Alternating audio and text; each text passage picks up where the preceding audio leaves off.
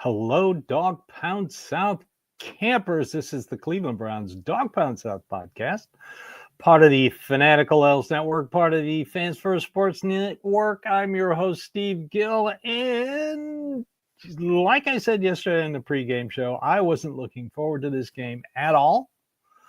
I knew what was going to happen. Didn't matter. I thought might be interesting with Tyler Huntley being the starting quarterback of the Dolphins. But the Dolphins have a top 10 defense, and they've got a great running back, and they got Tyreek Hill. So, what did you expect? I thought maybe, just maybe, the offense might get a little better, but was I fooled? Okay, so we know DTR is not a starting caliber quarterback. I'm not going to put any angst and blame on the coaching staff. I mean, you're dealing with backups. That's it. I mean, injuries devastated this team right from the start. Lousy quarterback play by Deshaun Watson just put the nail in the coffin early. You got to give it to Miami. They started 2-6. They have a franchise quarterback, and they got back into the playoff race. They have slim hopes, but yesterday they were motivated. When Cincinnati beat Denver, that was one piece Miami needed. And then early game, a game I watched, Giants beat the Colts, and that was another piece that Miami needed. And, after I saw that, I thought, oh, man, this team's going to be motivated. They're going to want to win big time. There were a ton of Miami fans in the stands. So, you got to give them credit.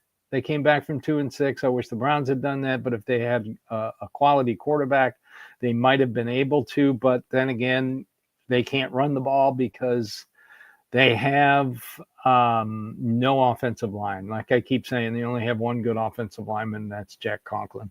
The rest of them, Batonia's on the decline. Wyatt Teller's reverted back to when he was first traded to the Browns by John Dorsey before Callahan came along. Jermaine Ifedi and Posick is just, he's declined seriously. I mean, 2 years ago, he was top 5 center. Now, I would say he's a bottom 5 center. So, at least the running game looked a little better. Where you been, Dante Foreman? I mean, at least he's running with a little passion. Jerome Ford, I thought he'd have a better game. I thought they'd get something done, but it all starts with the quarterback position. DTR is not the guy. I am in full belief that next year, and because of the Deshaun Watson restructure, he will not see the field. Let's just get that out of the way. He may be on the team and he may be collecting his $46 million, but he is not going to get on the field. And yes, don't let anyone tell you that the Browns are in cap hell. They are not. They outspend every team in the NFL by $50 million because of what it's called upfront cash. I don't know why the media members if I could figure it out, anybody could figure it out. All you got to do is just look at the way the salary cap rules are. It's simple. Google it. But they will let him Watson start on the PUP list, and then they'll put him on IR. And what they need to do is get a young veteran, and go ahead and draft a quarterback. That's it. I see a completely different quarterback room for next year.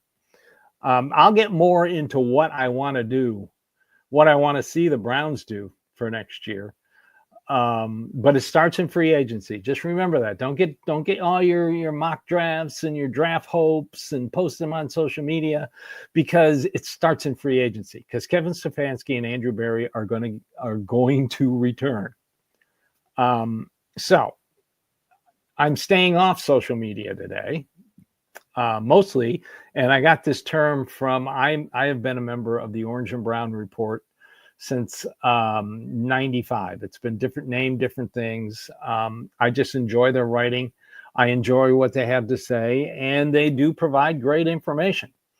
But Barry McBride, their leader, the guy who developed the website, he does a daily newswire every morning. He compiles everything. It's a quick way of finding things. It's pretty easy to read, but he stays off social media as well.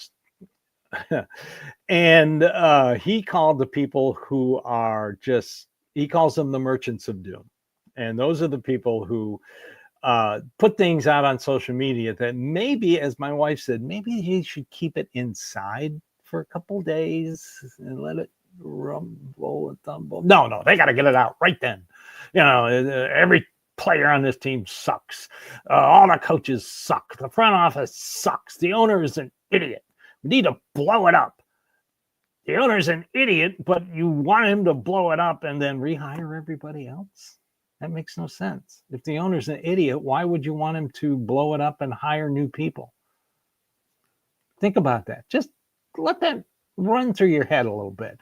See, these are times when people on social media who can't admit they're wrong need to just let the little voice in their head stay in there for maybe 12 hours, 24 hours, let things settle down a little bit. But no, they can't. Let's take a quick break.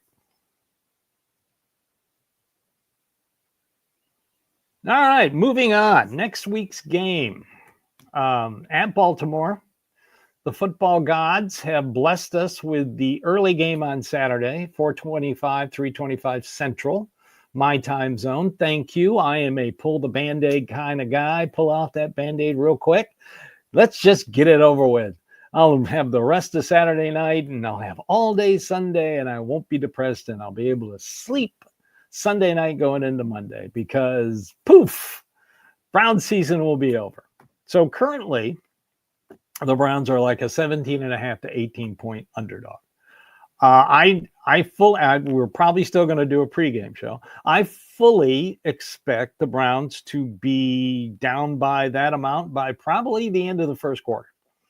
Let's just face facts. I know the defense has a lot of pride, and they played like that. I saw some effort on some players in the offense. I know Jerry Jeudy didn't seem to be there in the first half, but he showed up in the second half. I still think he's your number one wide receiver going into next week. So the Browns currently are going to pick third. New England 1, those Nashville, Tennessee Titans 2, and the Browns 3. So you're basically, because of strength of schedule, do the New England, first of all, and I've been saying this, none of these quarterbacks impress me at all. None. Cam Ward, yeah, he's got a cannon for an arm, but he's an idiot. He quit his team at halftime and a bowl game. Now I know you're going to say, well, a lot of people don't play in bowl games. Yeah, they tell their coaching staff and their teammates up front before preparations, before practices, look, I'm not going to play. And then the team can adapt. But at halftime, he comes in at halftime and goes, that's it, I'm done, business decision. Do you want that as your quarterback of the Cleveland Browns? Think about that. You want a guy who is going to quit on his coaches and his teammates. No, thank you. As for Deion Sanders' kid, watched a little of that bowl game, and nothing impressed me whatsoever with him. Nothing. The best player on that team is Travis Hunter, and he's a better wide receiver than he is a defensive back. Sanders, his arm isn't the greatest in the world. He's not that fast. The Beck kid in Georgia, he's not even going to play in the championship playoffs because he decided to have arm surgery. And here's another thing. He's going to get ready for the draft by not throwing for teams. Milroe, he needs to go back to college. He does. He's not accurate. He needs one more year of college. Maybe he can get a second chance at beating my alma mater, Vanderbilt. By the way, won the Birmingham Bowl. Anchor down.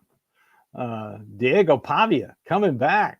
5 touchdowns, 3 touchdown passes, 2 rushing touchdowns. Yeah, I'm very happy about the Vanderbilt Commodores have a brighter future right now than the Cleveland Browns. That's scary. But yeah, so don't expect much next week. Don't get your panties in a wad when they get blown out by Baltimore. It's just going to happen. Okay, it's going to happen. Then the post season news conference, all the Cleveland media will try to get Andrew Berry and Kevin Stefanski and Jimmy Haslam to admit that they're all morons. They won't. I don't know if they're going to fire anybody.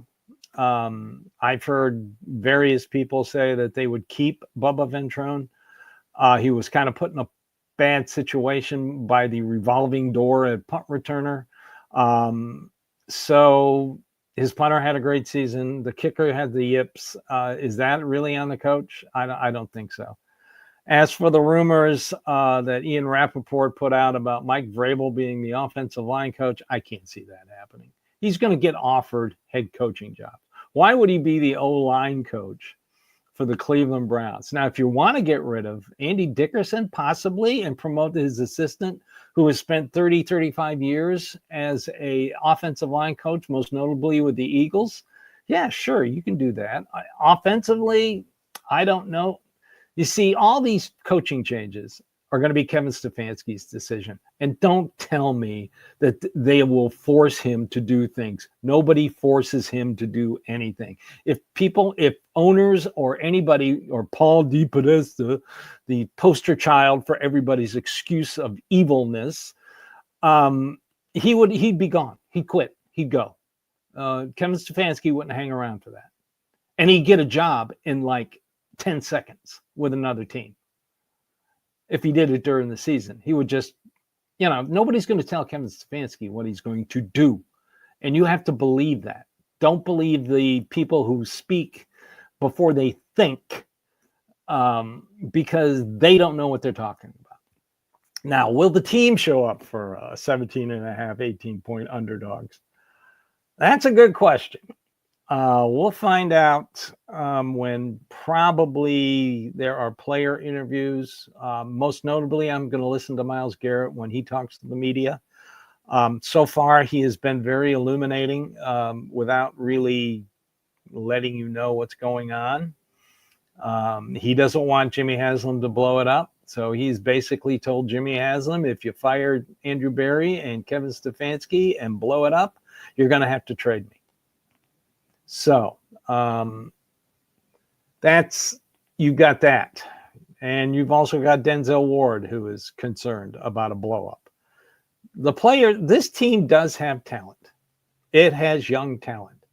It's just got to start the season healthy. And it has to have better quarterback play. So who are you looking at? You're looking at possibly Cousins. All right. Wasn't the greatest in the world. Penix has proven to be far better, which I kind of knew because he's great in college. Aaron Rodgers, no, it won't happen. Aaron Rodgers took himself out of the game in the fourth quarter yesterday against the Bills. He just said, put the backup in. So he can't come to Cleveland and be the GM and the coach and the quarterback because they already have a coach and a GM.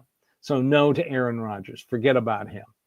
I was looking into Kenny Pickett. I know Kenny Pickett. Everybody's bad memories about Pittsburgh, but he's played really well for the Eagles.